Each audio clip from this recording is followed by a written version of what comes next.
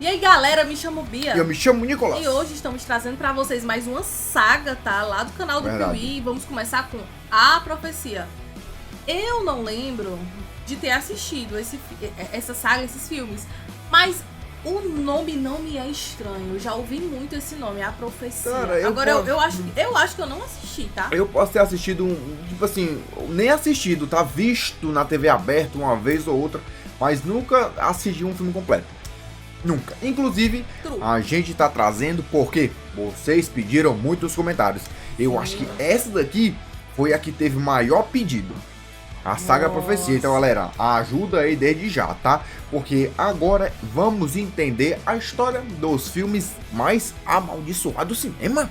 Caraca, parte 1, então, partiu! Aproveita e se inscreve aqui no canal se não é inscrito, deixa o like que ajuda muito, nos acompanhe também na Twitch que tem live todos os dias 18 e hype o vídeo aí, tá? Partiu pro react. Então, galera, bora começar. O link do vídeo original tá na descrição. Bora ver. Olá pessoas, eu sou o Léo. E eu sou o Miguel. E esse é o canal Piuí. Uma família perde o seu filho misteriosamente após o parto. A criança simplesmente falece. E o pai, sem saber o que fazer para confortar a dor de sua esposa, resolve que vai adotar uma criança e colocar no lugar como se nada tivesse acontecido. O que ele não poderia imaginar é que essa criança é o filho do diabo, o próprio Sangue de Cristo. Sangue de Jesus tem poder, gente. Sério. A Profecia é um dos maiores clássicos do horror da década de 70, um filme que ganhou várias Caraca, tem 5 filmes? Nossa! continuações e que é muito popular por ter histórias macabras ao seu redor. E é exatamente sobre esses filmes vai ser sua vida se você não deixar o like. Vixe, será que eles vão meter essa? A gente vem primeiro. Hoje, aqui no canal Piuí, trazendo o enredo das obras e, obviamente, algumas curiosidades e a nossa opinião. Então, apague as luzes do seu quarto e tome muito cuidado, porque a bruxa tá solta na saga A Profecia, que começa agora aqui no Piuí. Na verdade, é o diabo que tá solto, né? Que isso, mano? Mas anticristo mesmo é você que é anti-Piuí e não deixa like em todos os vídeos. Isso! Então, é mais... aperte agora mesmo. É mais pesado ainda. Você deixa o meu like, né? Claro. Então é isso. No cinema existem vários projetos que são amaldiçoados. Isso porque várias tragédias aconteceram enquanto estava rolando a produção de um filme. Um bom exemplo disso é Poltergeist. Também tem algum... Inclusive, foi a última saga que vimos. Poltergeist. E eu vou deixar os cards? Vou Se tentar. não tiver os cards, tá aqui no canal. Exato. Algumas maldições relacionadas a Exorcista, mas com certeza o filme mais amaldiçoado da história é A Profecia. Demônio, você tá aí? Tô. E esse filme surgiu logo após Exorcista porque o pessoal percebeu o seguinte: esses filmes de possessão dão muito certo. As pessoas vão pro cinema, falam sobre e é um grande sucesso. Temos que fazer um também. É uma boa ideia. E foi justamente numa conversa entre o produtor Harvey Bernhard e um amigo seu sobre a Bíblia, o livro do Apocalipse e algumas teorias envolvendo até mesmo o retorno do Anticristo que o mais novo filme de possessão demoníaca de Hollywood surgiu, A Profecia. Essa ideia foi apresentada para o Warner, que inicialmente achou o projeto muito parecido com O Exorcista e decidiu saltar fora. Eu acho que eu já ouvi falar desse filme aqui. Eu acho que a criança, ela tem um número aqui na cabeça. Será? Eu acho que é esse. Eu lembro de ter assistido um filme com uma criança, que inclusive era o Anticristo.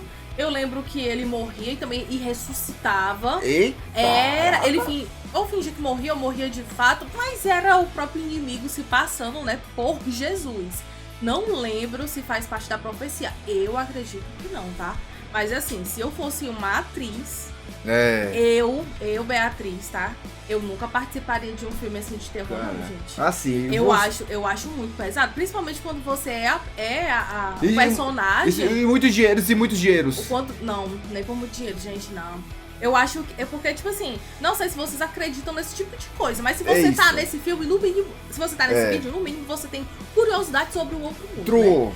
Eu acho que, no mínimo, traz uma carga energética muito grande.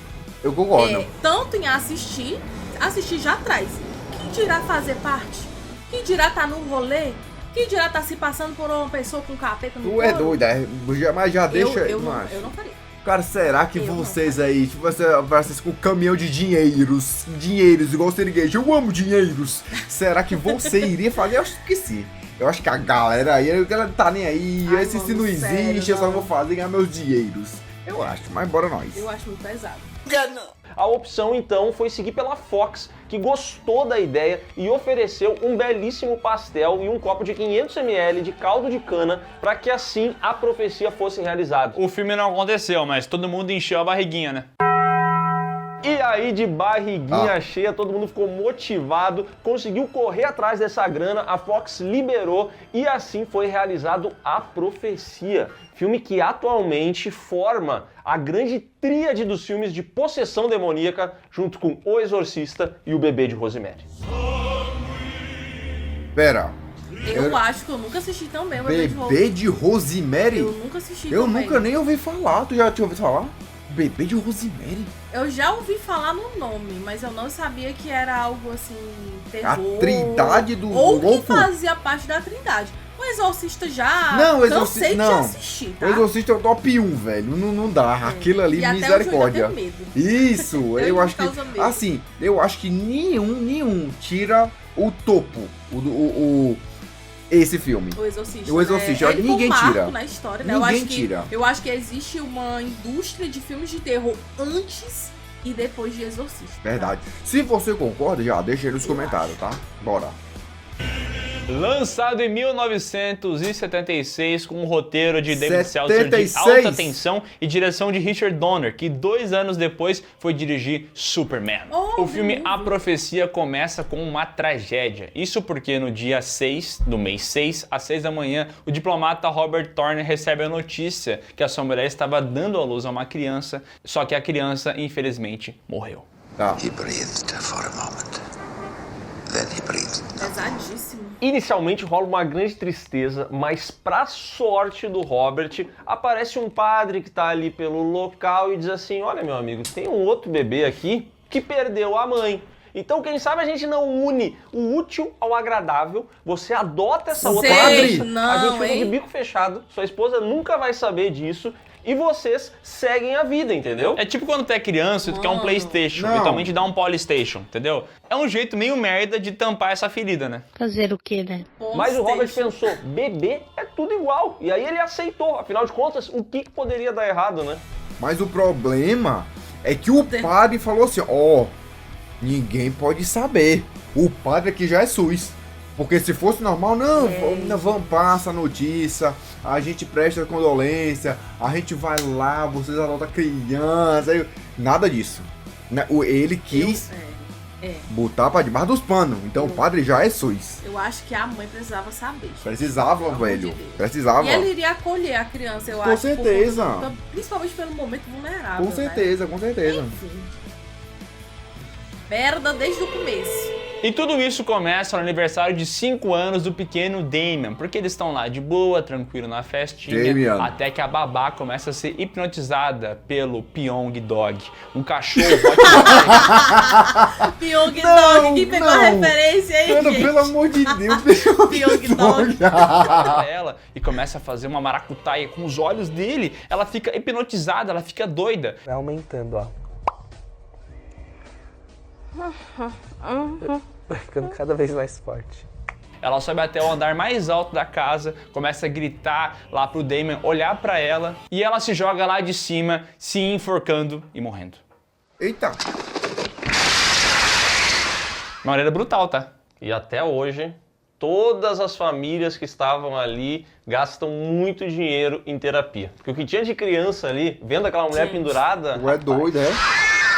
Pelo amor de Deus. Esse filme aqui, como a gente falou antes, é um filme de baixo orçamento. Só que o pessoal se esforça pra entregar boas cenas, principalmente na tensão que fica em volta. Porque o cachorro começa a olhar pra ela muda completamente, e o filme vai criando um clima de tensão muito doido, que você assiste e fica realmente instigado, né? E boa parte disso é motivada pela trilha sonora do Jerry Goldsmith, que em vez de partir para algo mais tradicional, para alguns instrumentos de corda, um piano, ele adotou aqui aqueles corais de igreja, então mano, são várias vozes louco! cantando letras profanas em latim, que realmente constroem o medo de uma maneira bem única, que não era tão comum a gente ver até então nesse período. E em paralelo a isso, o Richard Donner consegue usar muito bem não só essa trilha, mas alguns zooms que ele dá, seja no Damien, seja no Pyong-Dog, para mostrar que tem algo de errado com essas figuras. Então ele pega essas coisas e consegue dar ênfase a algo que seria normal, como um Rottweiler, entendeu? É um cachorro, seria só um cachorro.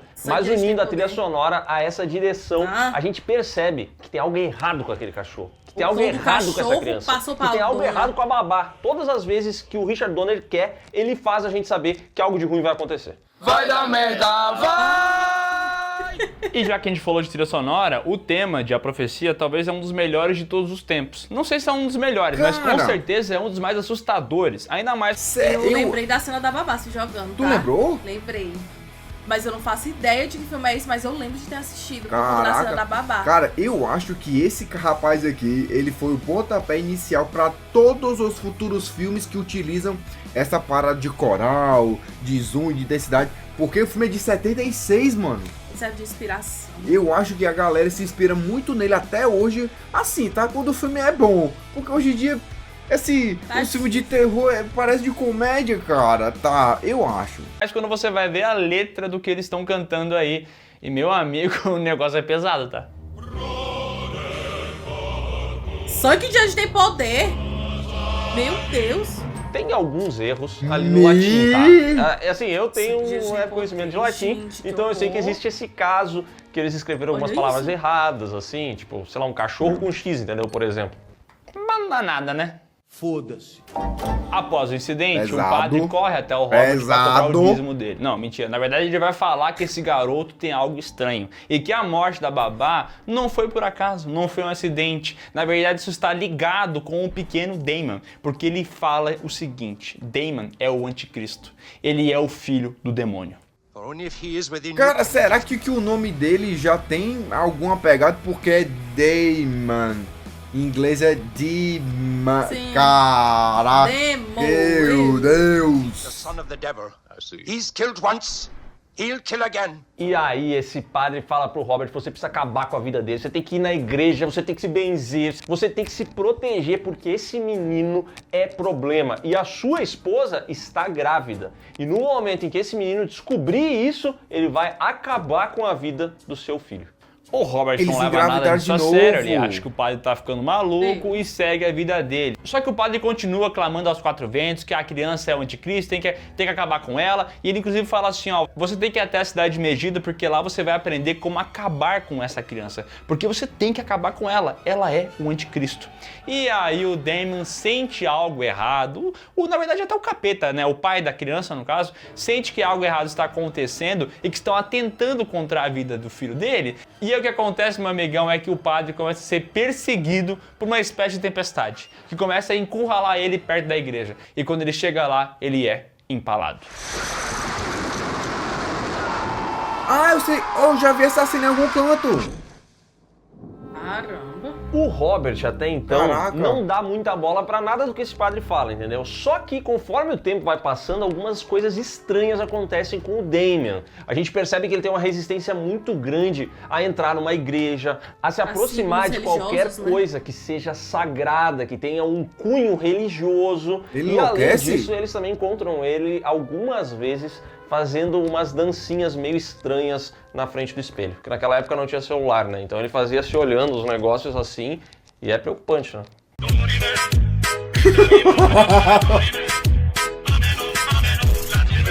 A sua criança estava fazendo isso? Vai pra Megiddo. E aí um mar de coisas estranhas começa a acontecer. Primeiramente que aparece uma babá do nada que fala que foi enviada pela agência para cuidar da criança. O pessoal vai atrás do documento dela, parece que não faz muito sentido ela estar ali. Só que esses pais, sabe, não aguentam cuidar da criança e pensam, deixa essa mulher cuidar que ela tá querendo. Que se foda! Eu acho que já faz parte lá do... Eu já acho, da religião lá do babado. Com certeza, com certeza. Mandar na criança, começa a querer fazer com que ela não vá pra igreja, fala que tem que ter um cachorro ali pra cuidar da criança. Quem é o cachorro? Aquele Rottweiler. Aquele lá! Ah não, o Pyong-Dog. Pyong-Dog. Aliás, o único animal que aceita o Damien, porque essa criança ela tem uma aura tão pesada que quando os pais tentam levar ela até um zoológico, por exemplo, absolutamente todos os animais do local criam uma rejeição imediata. E o animal tem essa questão que as pessoas costumam falar que ele percebe ele é as pessoas que têm uma energia boa ou ruim. Eu sapo. No caso do Damien, só o Pyong Dog aceita esse moleque maldito. Eu gosto. E pra piorar, o Robert descobre que a esposa dele tá grávida. E daí ele pensa assim, cara, como é que o padre sabia daquilo, rapaz? Será que o que o padre falou tem um fundinho de verdade? Mas esse Robert, mais inoperante do que nunca, resolve que vai continuar trabalhando e fala assim, se piorar, aí eu vou pro médico. É que nem todo homem, sabe? Tem que esperar a água bater na bunda pra tomar uma atitude. E num certo dia, a esposa tá lá trocando uma lâmpada, tá mexendo na casa, e o menino Damien tá passando de motoca de um lado pro outro. E aí o Damien vem no corredor na maldade e derruba a mãe dele para peito abaixo.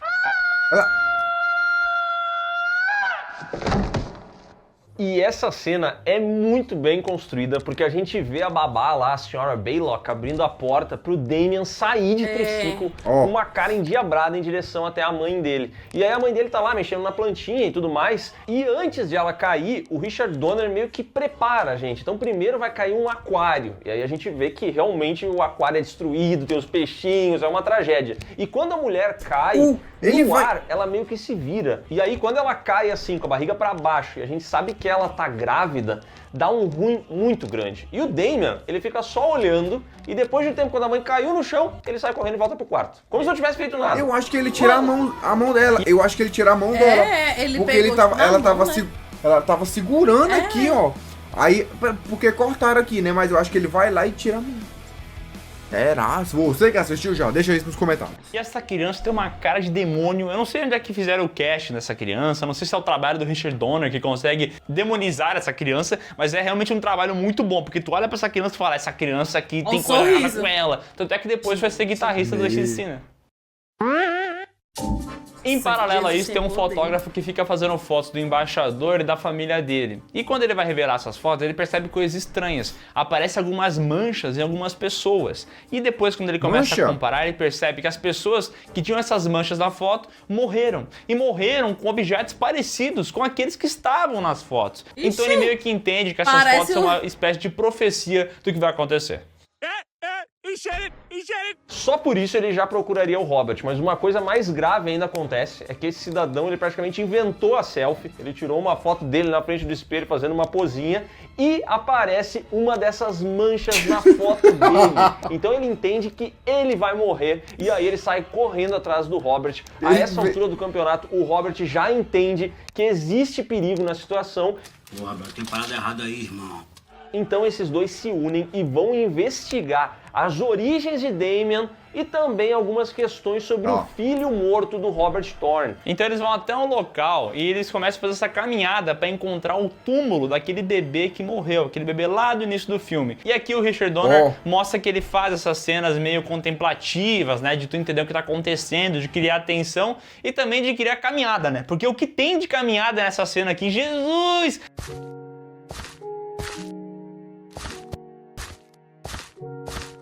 É os dois descendo todo morrinho, aí eles dando a volta, passando em cima do arbusto, chegando até o cemitério. Cara, às vezes parece um episódio de Chapolin. O descobrimento da tribo perdida. Olha. Não contavam com minha astúcia. E ao chegar no cemitério, eles encontram o túmulo da mãe de Damien. Então eles vão abrir esse túmulo pra ver se realmente tem alguma coisa ali, se tem alguém enterrado. E quando eles abrem, eles encontram a ossada de um chacal. O que é um chacal? O que é um chacal? Um cachorro? Também é tipo uma raposa do mato. É um bicho. É um desses bichos que você vê no Discovery Channel direto, entendeu? E significa o quê? Que Damien nasceu de um chacal. E ao lado do túmulo da mãe dele tá o túmulo do filho do Robert Thorne. E quando eles abrem o túmulo, eles percebem que a ossada da criança tá com um ferimento no crânio, mostrando que, na verdade, o filho do Robert Thorne não morreu. Ele foi morto por alguém que queria que o Damien fosse parar na família Thorne. E logo depois dessa descoberta aparece uma gangue de Rottweilers que fazem parte da família do Pyong Dog, mas que aqui não tem o poder da hipnose e sim o poder de morder. Só que eu vou dizer uma coisa, tá? Na minha cabeça, Rottweiler era um bicho desgraçado. Um só já dava cabo de uns 3 homens. Mas aqui tem uma gangue de Rottweiler e eles não fazem nada com esses dois. E eu vou dizer, tá? A dificuldade do Robert Thorne e do fotógrafo pra pular uma cerca, rapaz, esses dois do Brasil, eles estavam ferrados, entendeu? Eles realmente faltou pra eles esse conhecimento de pular cerca, porque aqui eles não conseguem. Pular cerca no sentido literal da coisa, pular uma cerca. Ah, bom. Com isso, o Robert percebe que realmente está sendo perseguido e a família dele está em risco. Então ele liga lá pro hospital pra ele falar pra esposa dele se proteger que vai dar merda. Só que antes que ele possa fazer isso, aquela maldita babá aparece lá e mata a esposa dele. Eita! Porque ela não morreu lá da queda.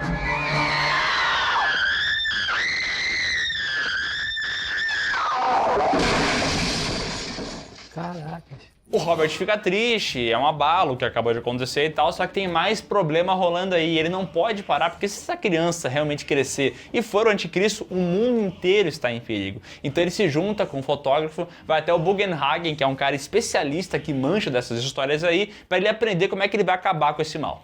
Eu quero saber. E aí o Bugenhagen entrega a eles as 7 adagas de Megido. Com elas, eles vão poder apunhalar o Damien e acabar com o mal. Só que quando chega na hora de ir, o Robert começa a dar pra trás. Ele fala assim, ai, mas tu vê... Matar criança é paia também, será né? que eu vou conseguir? Não é criança, é o demônio. E ele pensa exatamente assim. Então ele pega as adagas e joga elas longe. E aí o fotógrafo pensa, pô, já que ele não vai fazer o trabalho sujo, então eu mesmo faço. Alguém e esse fotógrafo vai...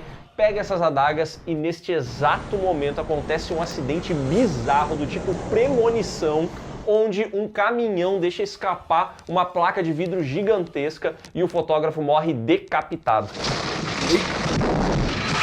Brasil! Nossa. E a partir desse momento, aí sim, o Robert decide que ele vai acabar com o menino. Finalmente.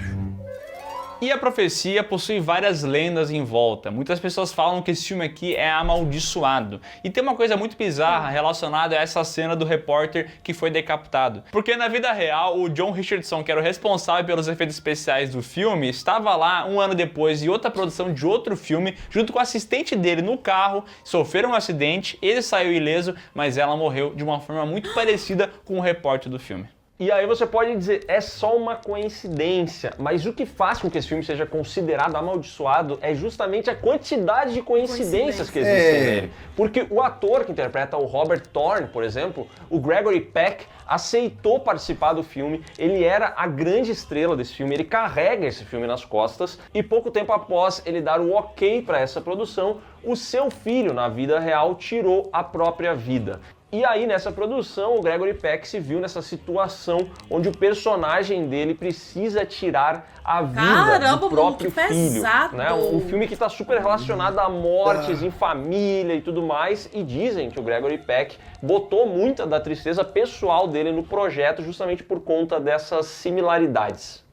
Que tristeza. Outras lendas bizarras envolvendo o avião da produção que foi atingido por raios. E daí você pode correlacionar com o parede do filme que também foi atingido por raios. Também algumas locações onde eles gravaram um filme anos depois foram locais de atentados terroristas. Então esse filme aí tá todo ligado com um monte de treta, né? É o diabo! Essas histórias são muito bizarras. E você que é cético vai falar que é coincidência. E você pode olhar dessa maneira. Mas a produção do filme resolveu surfar em cima disso. E isso acabou impulsionando o marketing do filme. Porque todo mundo falava, ó, profecia, é um filme amaldiçoado, um filme assustador, você não pode olhar esse filme, porque senão vai acontecer coisa errada na sua vida, e as pessoas ficam curiosas pra assistir, né? Boa parte da publicidade desse filme se deu em cima dessa ideia de que você não sabe o que vai acontecer se você assistir esse filme. Algo muito perigoso pode rolar com você, entendeu? E aí as pessoas iam lá e queriam assistir. Hoje em dia, a profecia talvez seja a produção amaldiçoada mais famosa do cinema, junto com Poltergeist, e tem inclusive um episódio de uma série no Shudder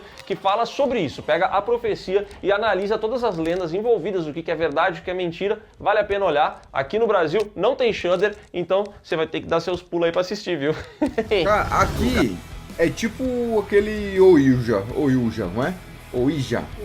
Porque a galera, ai meu Deus, o que será que ia acontecer comigo? Será que é verdade? Vou jogar. A pessoa vai lá, joga e acontece alguma coisa, né? Eu achei similar. A lenda, né? Isso da origem, é similar. Né? Capitão Jack Sparrow. Com a morte do fotógrafo, o Robert vai até a casa dele e lembra dos ensinamentos do Bugenhagen, que fala o seguinte: se essa criança é realmente o anticristo, tem que ter em algum lugar do corpo dela uma marcação de 666, que é o número da besta. É no então cabelo. Ele procura ali no pé, no cabelo. Encontra, ele fala, já dei banho no moleque, o moleque não tem nada. Ele falou, procura na cabeça, quando vê tá escondido no cabelo. Ele chega lá de mansinho, mexe no cabelinho do moleque pra ver se tem piolho. Ele não encontra piolho, mas encontra aquela marca. Gente, eu assisti esse filme. Tá em vermelho, será?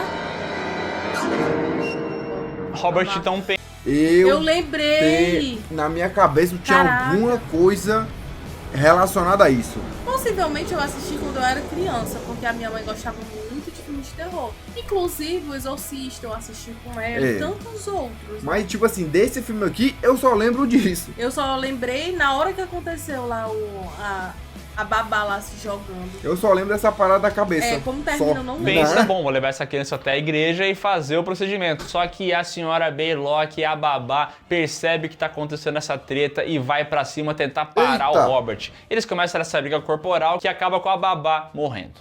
O Robert então pega o Damien no colo e sai de carro voando dali. Ele vai tão rápido que chama a atenção da polícia, que decide ir atrás para ver o que está acontecendo. O Robert chega na igreja, vai até o altar, bota o Damien lá, pega uma adaga de Megido e quando ele tá prestes a matar o garoto, a polícia entra e atira contra ele. E a gente não sabe se antes de ser baleado, ele conseguiu ou não acabar com a vida do Damien. Eu acho que... O filme acaba? Só que o filme logo nos responde isso, cortando para uma cena do funeral do Robert, que vale lembrar, era embaixador. Então quem que tá lá prestando uma homenagem ao Robert? O presidente dos Estados Unidos, de mãos dadas com Damien, o próprio anticristo. E aí rola uma quebra de quarta parede que o garoto olha para a câmera e dá aquele sorrisinho endiabrado dele.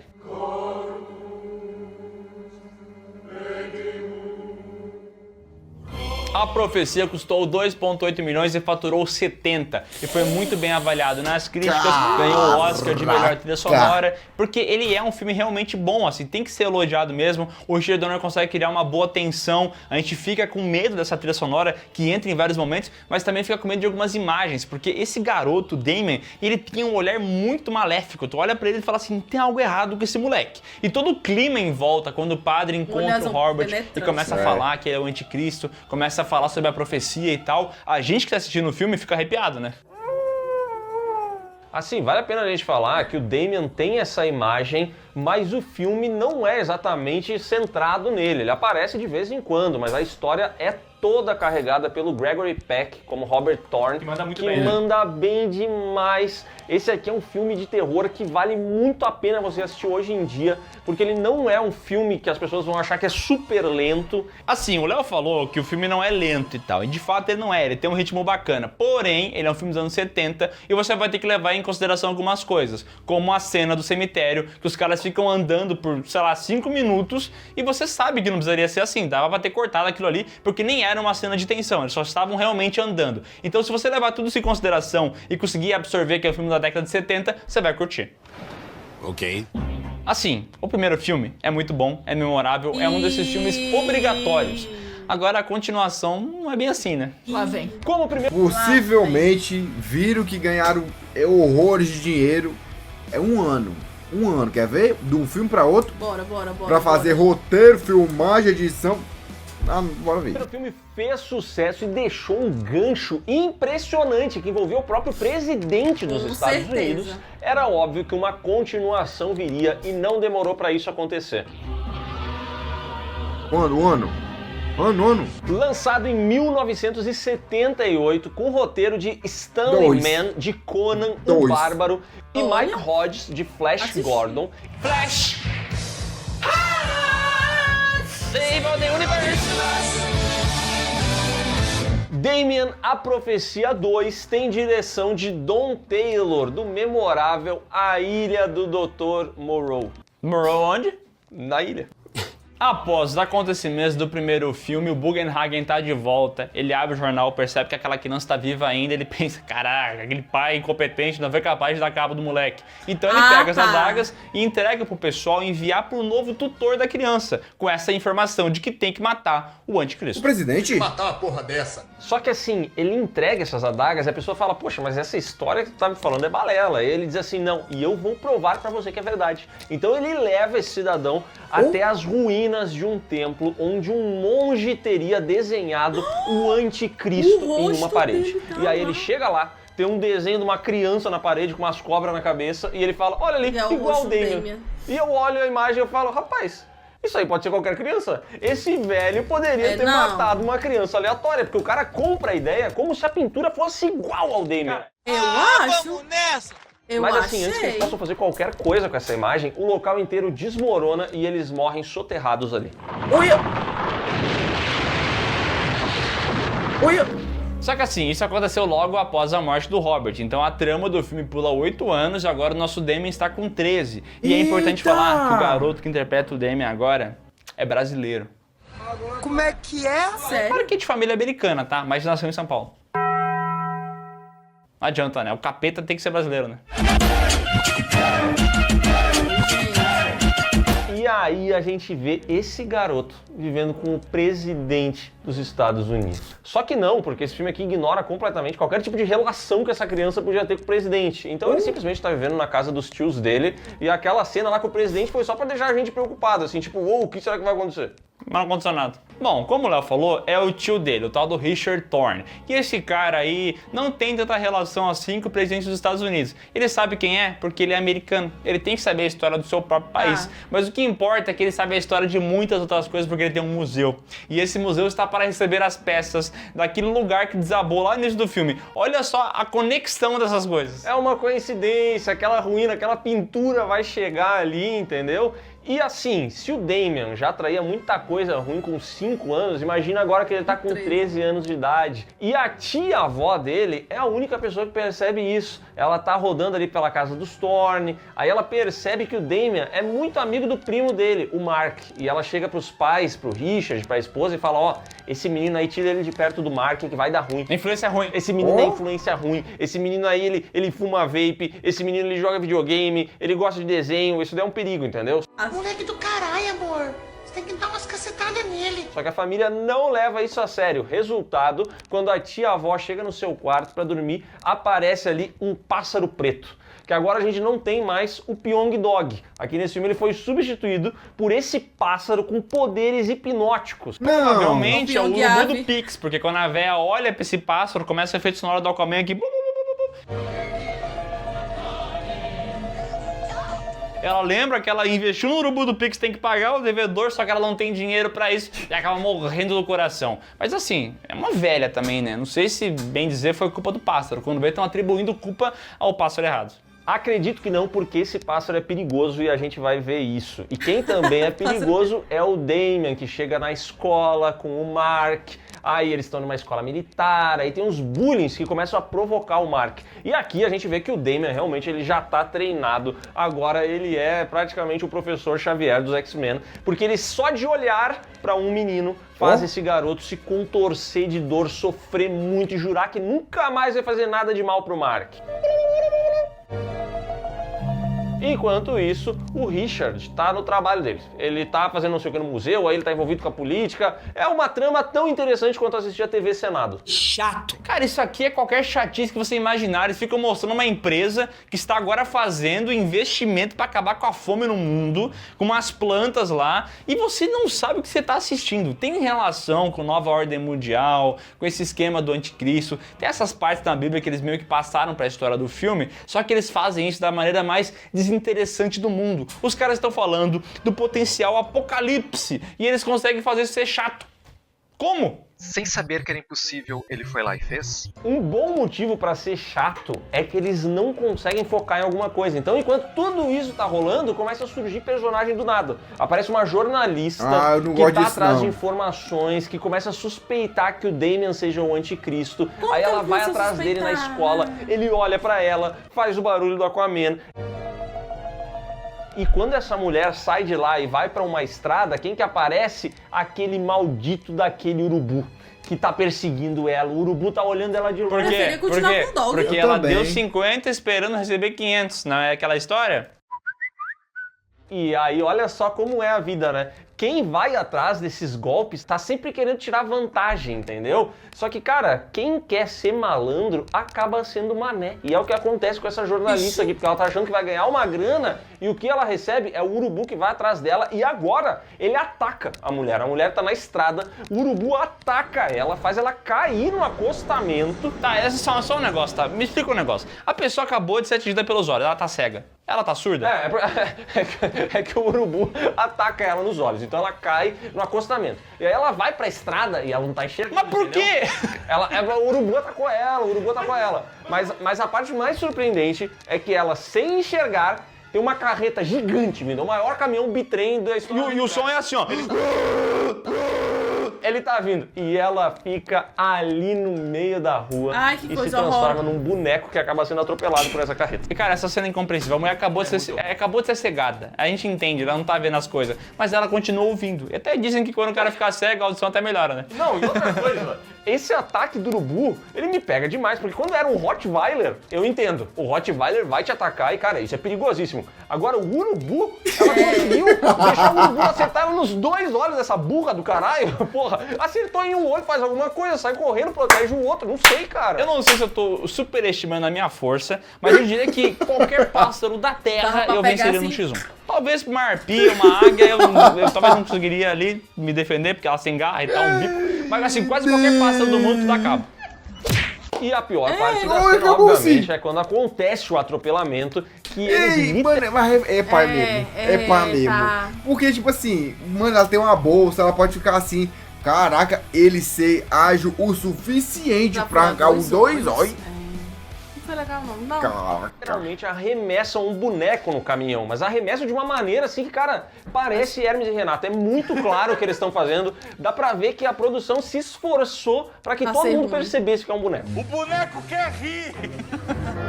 O Damon tá cada vez mais diabólico e agora ele tá cheio de seguidores. Ele até parece uma vlogueira, entendeu? Tem um monte de gente que segue ele, fica paparicando o rapaz, menos o tio dele. O tio dele não faz isso. Mas as pessoas que estão ali atrás dele falam o seguinte: rapaz, você tem que ler a Bíblia. Vai lá ler a Bíblia que você vai ver um negócio bem legal relacionado a você. Ele lê as páginas, não entende nada, mas pensa que é Jesus. Mentira. Ele percebe que ele talvez seja o anticristo que é dito na Bíblia. E ele vai até o banheiro, pega um espelho, procura ali a marca da besta nele e ele encontra. E ele pensa assim: caraca, eu sou o demônio. Ele pega e sai correndo, vai até o laguinho, olha pro laguinho e pensa: fazer o quê, né? E aí, em exatos 12 segundos, Damon aceita que ele realmente é o anticristo. Tá no inferno, abraço capeta, né?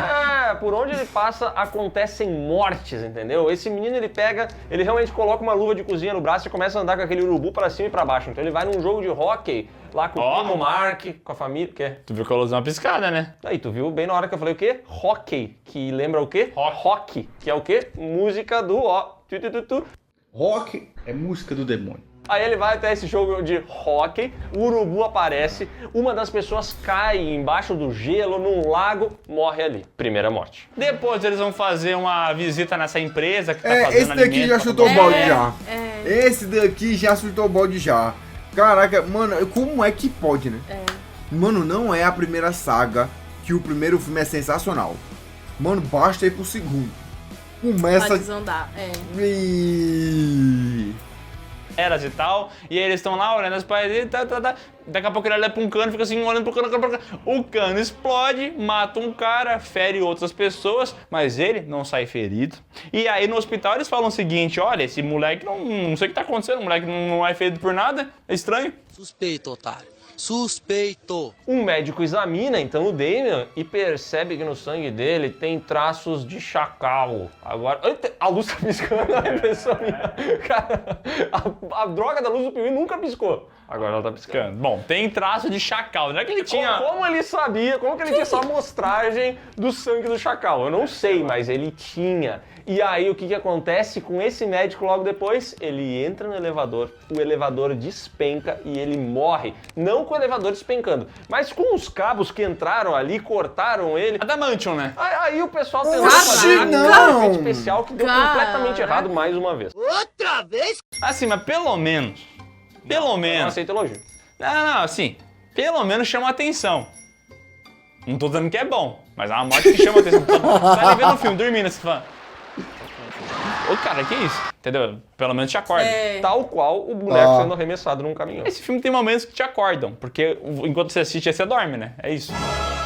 E são tantos personagens sendo apresentados, são tantas mortes, aí tem toda a trama do Richard que é insuportável, e a impressão que dá é que tem uns 3 filmes misturados aqui, entendeu? E eles nunca conseguem se conectar. Então uma hora a gente tá vendo a história do Damien, mas de repente a parada já virou política, virou um outro negócio e, cara, não funciona. O filme é muito ruim. É muito ruim. As adagas, os restos, coincidentemente, chegam lá na casa do Richard, ele começa a analisar isso, o funcionário chega e fala, olha, esse desenho aqui, ó, parece o Damien, estranho, não quer dar cabo do moleque não, mas o Richard não quer saber de guerra nenhuma, só que o garoto Mark, o primo do Damien, escuta essa história aí, vai lá tirar satisfação com o moleque e fala, ô tu é o capeta? E fala, tu é o demônio. Demônio, você tá aí? E o Damien falou, sou demônio não. E o Mark fala, é o demônio sim. Ele bota o moleque na parede, o Damien fica puto com isso aí e fala, olha meu, tu cala essa tua boca, senão eu vou te dar um pau. E o Mark, ele fica naquela ali, entendeu? Ele, não, tu é o demônio e tal. E aí, cara, o Damien lança uma encarada fatal. Não adianta, mano, né? não sei, cara, de verdade, eu não sei se esse efeito do Aquaman é do filme ou é da edição deles. Olha isso, mano. Cara, não sei, eu não sei. A fatal é muito nervosa, né? E nesse filme aqui, realmente, é encarada seguida de infarto. E depois desse enterro, um outro funcionário chega pro Richard e fala, Richard, você precisa ver a pintura, sério mesmo, o desenho é igual, papo reto. E o Richard, não, cara, o Richard é o pior tipo de corno que existe, porque todo mundo sabe que ele é corno, e esse corno desse corno não quer saber. Então ele fala assim, eu não vou ver, até que o cara finalmente convence o corno a ir lá e ver o que tá acontecendo. Só que quando eles estão chegando perto da onde tá a tal da pintura, esse cara acaba morrendo esmagado por 2 trens. Oxi! E aí fica as perninhas de boneco falsa pendurada. Essa morte é engraçada, né, mano?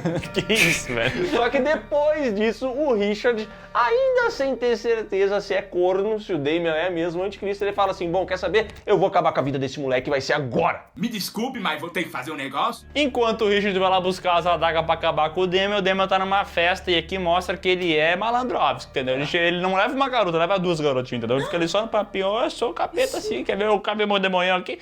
Fica nesse papinho. E o Richard vai falar com a esposa dele, fala, olha, temos que matar o moleque é o capeta. E daqui a pouco vem um grande plot twist. Plot twist que muda a história de planetas, que é o seguinte. A esposa do Richard é uma aliada de Damien e mata o velho corno.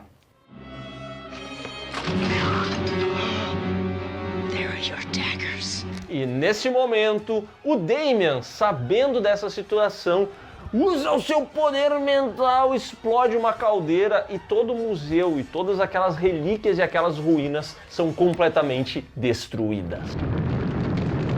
Tá. Aí ele sai fora de boa.